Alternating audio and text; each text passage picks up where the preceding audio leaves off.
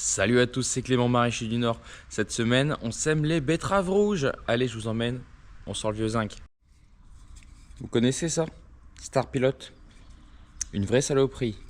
Et malheureusement, j'en ai besoin pour démarrer le Someca, puisque pas moyen de trouver une nouvelle bougie de préchauffage. Je sais pas si vous vous rappelez, dans une autre vidéo, j'avais parlé quand on était tombé en panne, qui voulait plus démarrer. En fait, c'était la bougie qui était, enfin, du moins on pense que c'est la bougie qui était naze.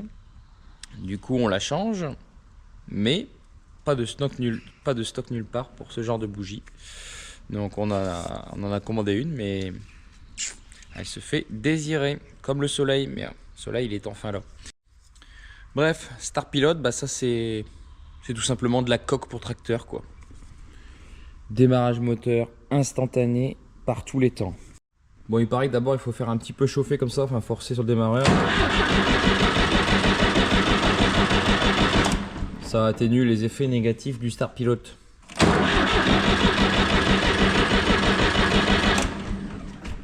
Alors pour bien, il faut être deux, hein, mettre une petite lichette de Star Pilote pendant que tu essayes au démarreur.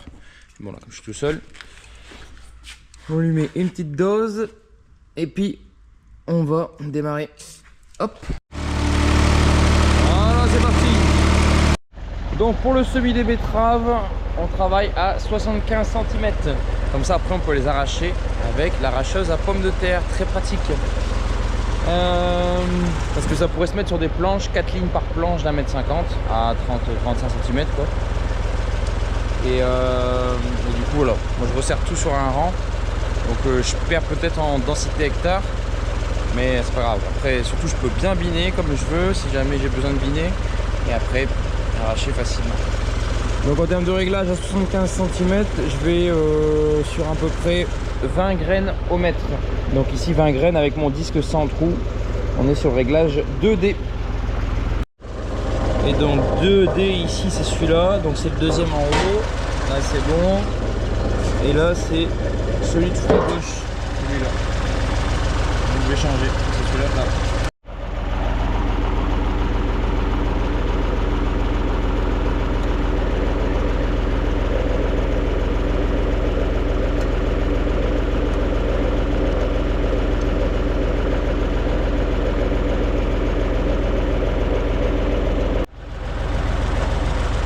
Regarde si la chaîne elle saute pas, c'est bien en face, à peu près bon. Ensuite on met les semences, ici c'est des betteraves rouges rondes. Voilà, c'est une variété qu'on met tout le temps depuis plusieurs années et qui est très bien, que ce soit sur le plan gustatif, sur le plan culturel.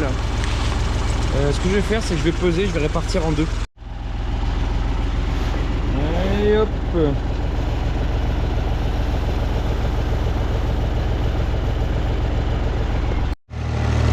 Bon, ici je vais faire une première passe à vide pour tracer parce que je vais pas me mettre contre les courges, sachant que là les grosses courges ça va 3 mètres d'envergure.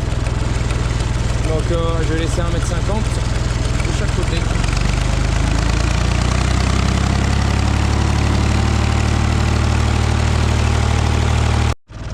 Voilà, c'est parti, on a tout ce carré là à semer, on a à peu près 2000 m², 1800 je crois exactement. Donc je démarre la prise de force, on fait bien le test, voir si ça monte bien les graines. Là tout à l'heure je vois c'était un peu limite, il faut que j'accélère pas mal parce qu'en fait c'est un disque sans trou avec des...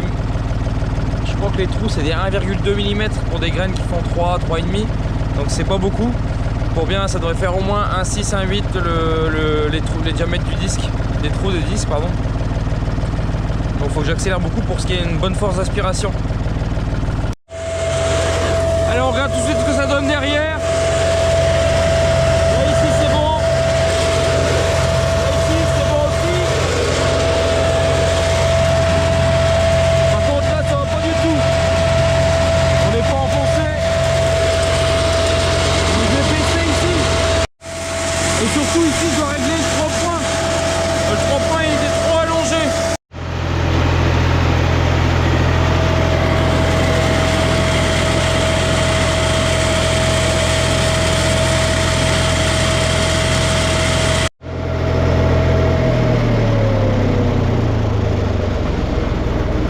Ça fait du bien quand ça s'arrête. Quel bruit. Bon allez, je vais vider les semences pour savoir ce qu'il me reste. Là j'ai fini le champ. Enfin le champ, la parcelle on va dire. Il va pas m'en rester tant que ça, je pensais qu'il allait m'en rester un peu plus. Là, tu vois. Bon, j'en profite pour vous montrer un peu ce que ça donne le semis. Je pense que c'est pas trop mal, j'ai mis un peu de temps à régler. Parce que mon 3 points en fait il est un peu trop long. Ce qui fait que la machine est un peu trop en arrière. Du coup le réglage il fait pas super bien. Mais normalement je suis pas trop mal. J'ai vérifié plusieurs fois. Hop, j'en ai une ici. Ah c'est impeccable, il y a 2 cm dans le frais. Je peux pas mieux quoi. Et normalement c'est tous les 5 cm, j'en ai 20 au mètre. Allez on va regarder ailleurs. Ah bah juste là, voilà. 1,5 cm là, à peu près je dirais. Voilà, on va ici, hop, juste après.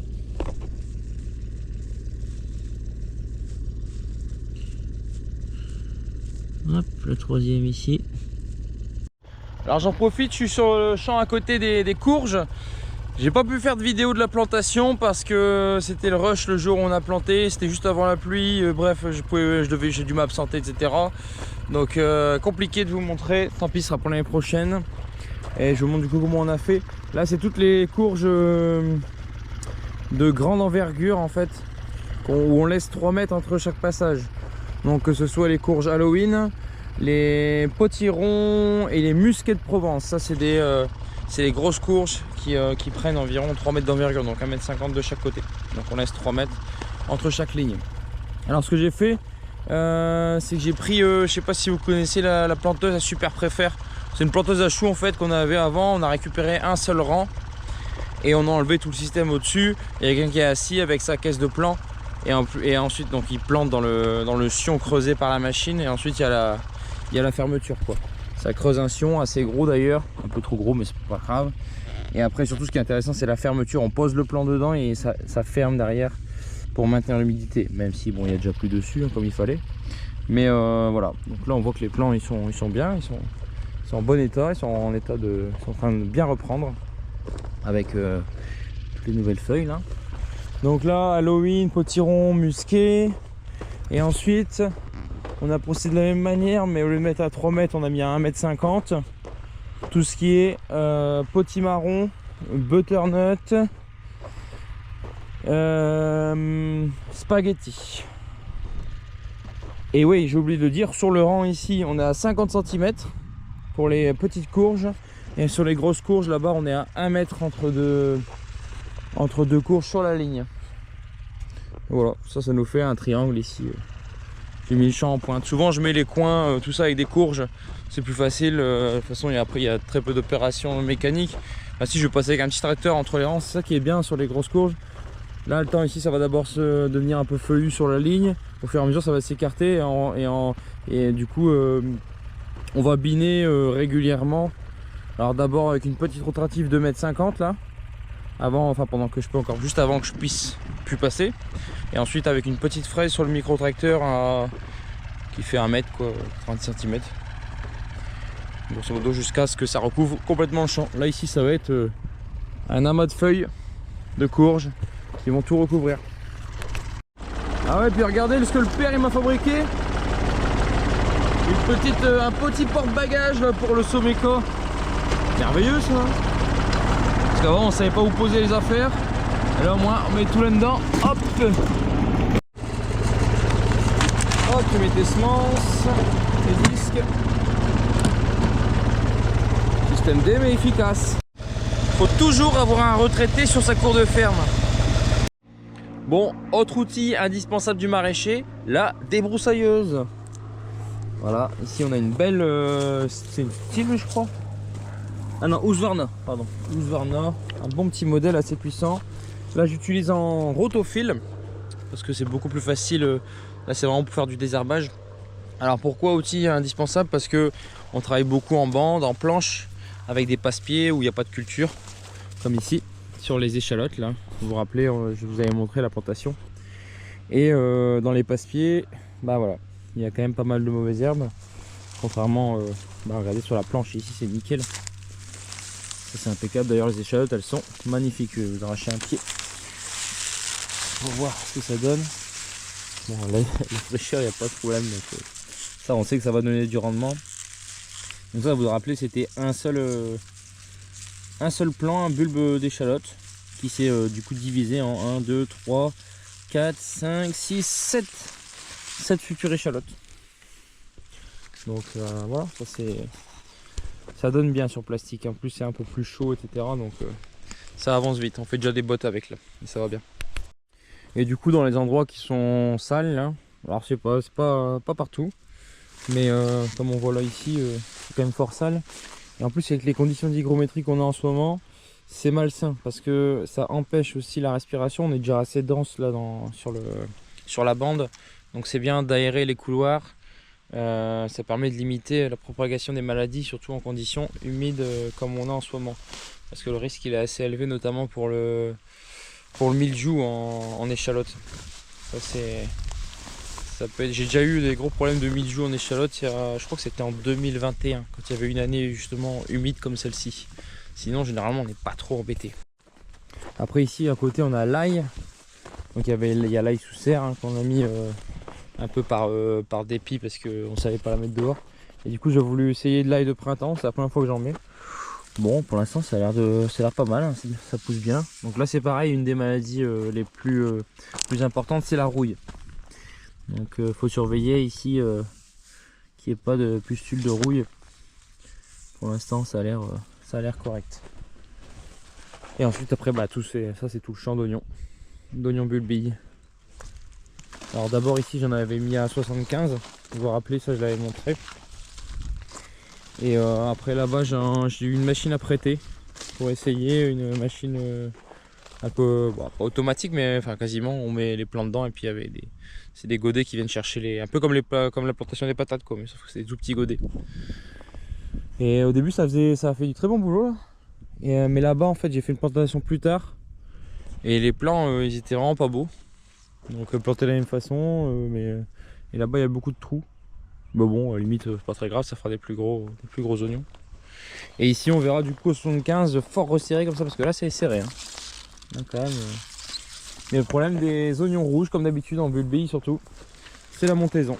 Donc tout ça c'est des oignons, tous ceux où on voit la petite fleur ici, et ben en fait elle a monté à graines. Et donc du coup ça va rien donner. Il va rester comme ça en fait, il va pas bulber. Et puis de toute façon c'est pas commercialisable. Et on voit il y aura tout de suite un bâton dedans. Et ça c'est toujours le problème des oignons rouges. Alors surtout dans des années où il fait froid assez longtemps, comme cette année en fait.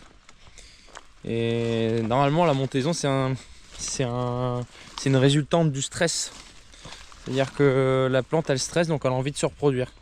Et le stress souvent sur les bulbes, c'est le froid en début de saison, un peu trop froid, donc du coup voilà, il a envie de se reproduire. Mais je sais pas, même en année chaude on a quand même de la montaison en oignon rouge. Alors pourquoi l'oignon rouge est plus sensible? Des sensibilités variétales tout simplement. Donc voilà, il n'y a peut-être pas encore la sélection qu'il faut là-dessus. Et puis l'oignon bulbille aussi est plus sensible que l'oignon de semis.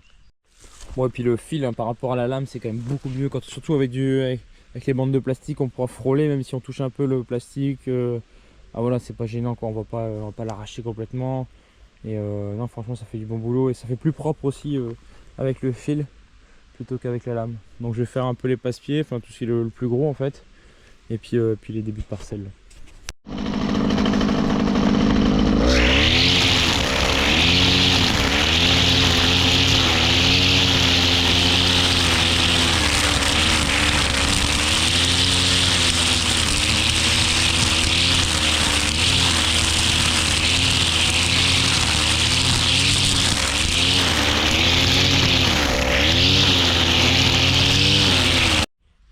Voilà, le boulot il est fait. Nickel. Ça a été vite, c'est quand même beaucoup mieux. Un peu d'air. Par contre, le rotofil c'est bien, mais il y a énormément de projections. Donc tu finis complètement dégueulasse.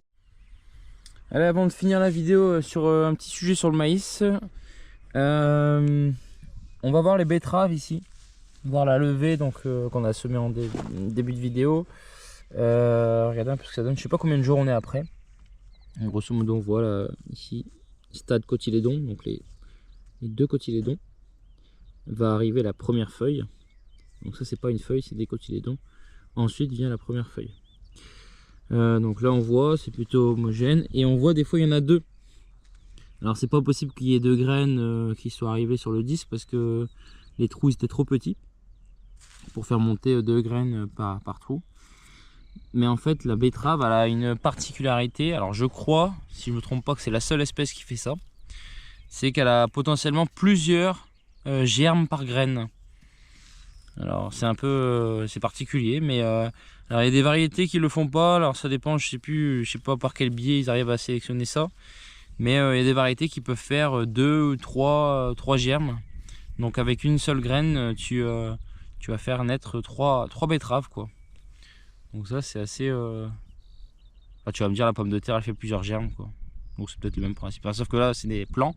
Là ici c'est de la graine quoi. Donc pour moi une graine ça pouvait pas faire plus qu'un germe, mais en l'occurrence si. Et donc des fois il y a des doublons, mais comme j'avais dit la betterave ça c'est pas un problème. Même que tu as deux graines l'une à côté de l'autre, même les 4 là j'ai pas peur, elles vont faire un paquet de 4 ici qui vont se pousser et ça va être très bien aussi, aucun problème.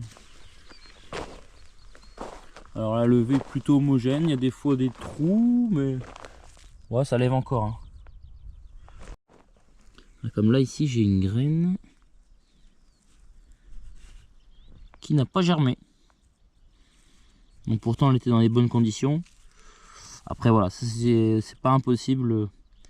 En général la faculté germinative des graines qu'on achète elle est de l'ordre de entre 95 et 100% quoi. Et c'est jamais 100%. Alors je sais pas quelle est la norme en betterave rouge. Je me rappelle, je sais que quand j'étais au comptoir en Alsace, je crois qu'en maïs grain il fallait 97% je crois pour passer dans les normes. Allez on continue et puis on termine la vidéo dans le maïs. Donc je vous l'avais déjà montré la semaine dernière. Là ça a un petit peu évolué. On a 1, 2, 3, 4, 5, voire 6e feuille naissante. Donc les besoins en azote vont commencer à évoluer. On voit le désherbage marche plutôt bien. Par contre on voit que d'aspect il est un petit peu clair. Alors là-bas ce qui est jaune c'est en fait c'est des mauvaises herbes. On voit que là c'est mieux parce qu'il y a moins de mauvaises herbes. Mais c'est pas le maïs qui est jaune. Donc on voit, mais quand même je trouve qu'il est un peu clair. Alors ça les petites les marquages rouges ici, enfin bleus sur les feuilles, c'est normalement un problème d'absorption du phosphore. Ça arrive souvent en début de cycle, surtout dans ces conditions. Il y a des champs même qui sont très bleus, mais bon j'ai déjà vu ça souvent par le passé quand j'étais technico en grande culture. Et bon ça c'est vraiment pas un problème, il faut juste le temps en fait que la croissance racinaire se fasse un peu plus pour aller chercher le phosphore. Par contre il est assez clair je trouve en général. Et donc ça pourrait marquer je veux dire une carence en azote. Alors du fait que la croissance racinaire elle n'est pas encore grosse, qu'il n'arrive pas à explorer, ou peut-être qu'il y a tout simplement un manque d'azote sur les 20 premiers centimètres. On va regarder jusqu'à où va la racine pour l'instant, majoritairement.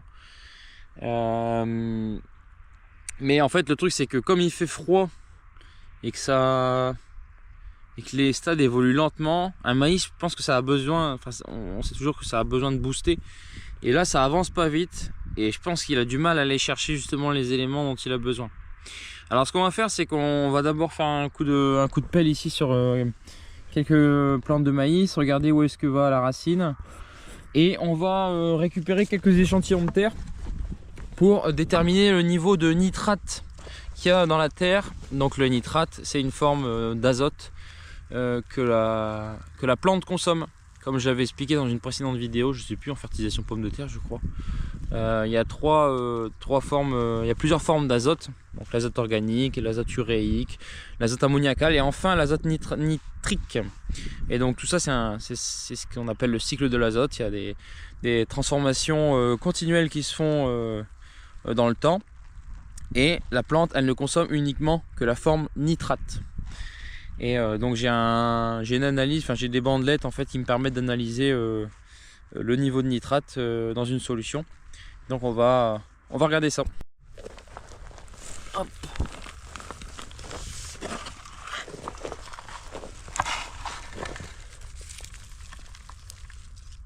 Voilà. Ouais, ici ça descend encore. Puis forcément on arrache hein, parce que c'est des racines qui sont plus sensibles. Là elles sont plus fragiles. Donc on descend déjà. Là ici on a 10 cm et encore, bah, certainement encore 10 cm. On a certainement déjà 20 cm de racines dans le sol. Hein. Donc ce qu'on va faire c'est qu'on va analyser sur cette zone là un petit peu. À plusieurs endroits de la parcelle. On va prendre quelques échantillons, on va mélanger. Et puis ça nous permettra de faire une solution qu'on analysera au nitrate. Donc là j'ai prélevé quelques échantillons. Alors on va prendre là-dedans, on va faire un pour un en mélange avec de l'eau. Donc si je prends, je sais pas, je vais tout mélanger, je vais prendre 200 g de terre que je vais mélanger avec 200 ml d'eau. Et ça nous permettra de faire une solution qu'on va tester. Alors à savoir que on va tester uniquement les nitrates comme je l'ai dit.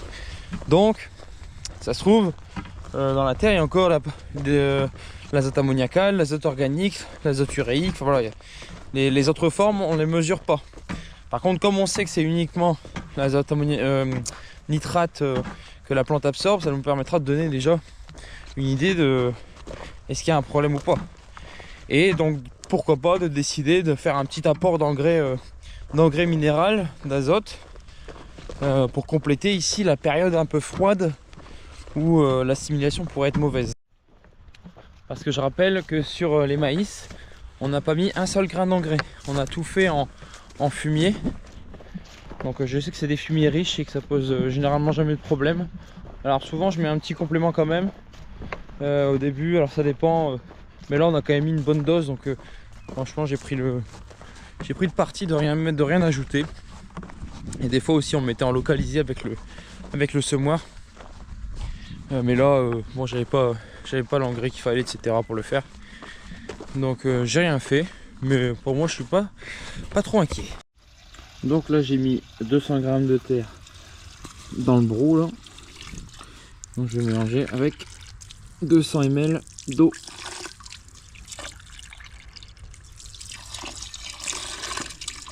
Voilà. Et puis on va venir agiter. Bien mettre bien tout mélanger. Donc là en fait j'avais acheté un NitraCheck.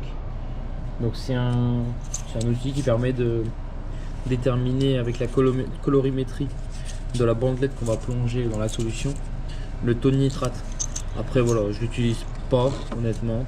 J'aurais dû acheter uniquement des bandelettes parce que en fait avec la couleur ici j'ai une échelle qui me permet de définir à peu près la quantité de nitrate contenue dans la solution.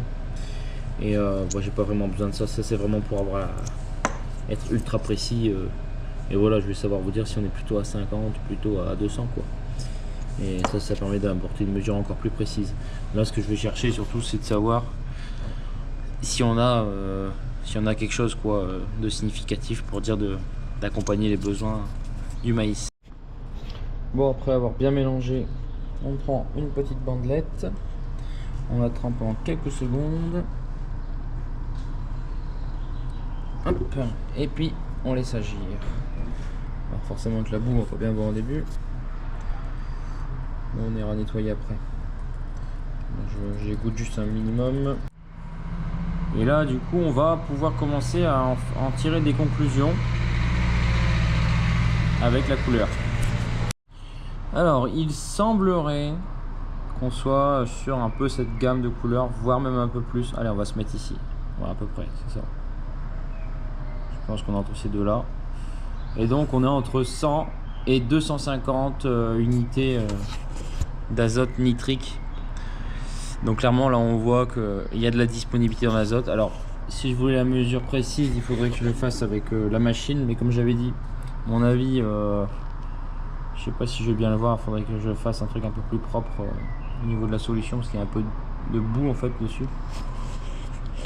Mais on voit qu'il y a bien de l'azote, donc là dans ce cas-ci un apport d'azote minéral n'a strictement aucun intérêt. À titre de comparaison, on va essayer de l'eau claire, voir la réaction qu'on a.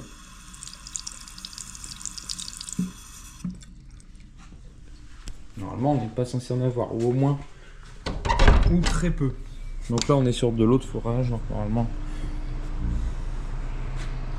c'est possible qu'il y en ait un petit peu. On verra comment ça évolue. Alors, on voit qu'on a quand même un petit peu de nitrate dans l'eau du robinet. Et du coup, je me dis, je vais déjà aller voir, je vais essayer avec de l'eau minérale, enfin de l'eau qu'on boit en fait, en bouteille. Voir si on a aussi des nitrates, parce que ça force quand même le calcul. Hein.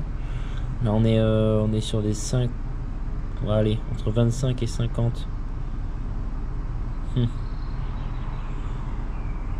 Bon, tout à l'heure on est monté jusque là, donc ça veut dire qu'il y a un écart, mais c'est pas négligeable. Il va falloir que je vais faire un test avec de l'eau en bouteille. Voilà la comparaison entre l'eau du forage et l'eau de la solution avec la terre. On voit qu'il y a un sacré écart quand même. Allez, on refait le test ici avec de l'eau de bouteille.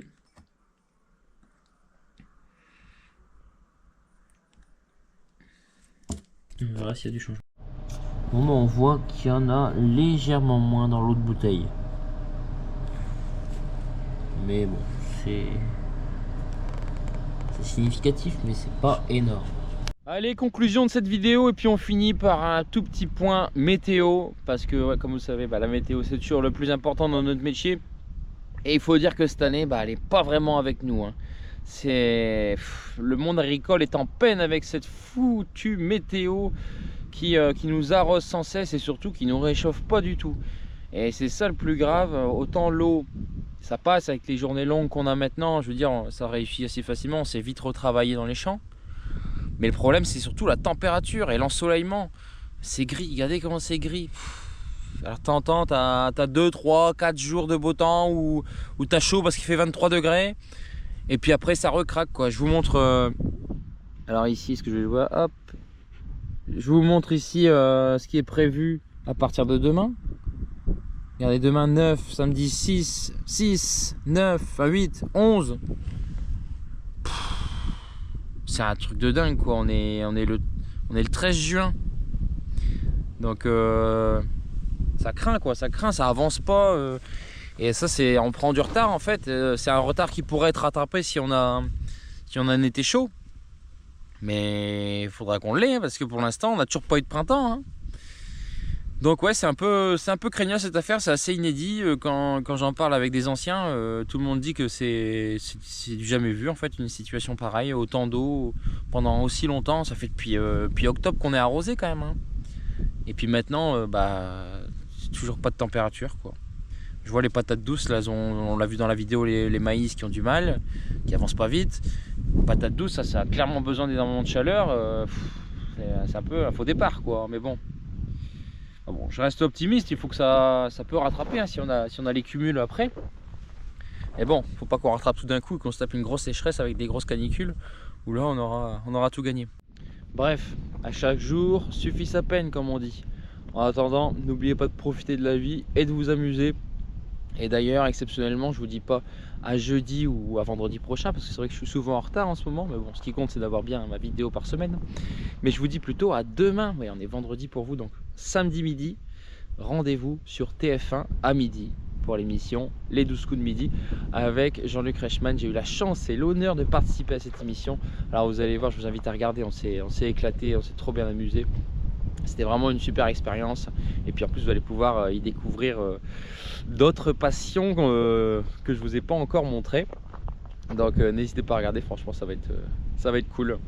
Petit moment de légèreté dans toute cette tourmente. Non, allez, tourmente, c'est un grand mot. On est passionné, donc on a les problèmes, mais on les prend. On essaye de bien les prendre quand même. Allez, bref, je vous dis du coup à demain midi sur TF1. Et puis, à nous stocker.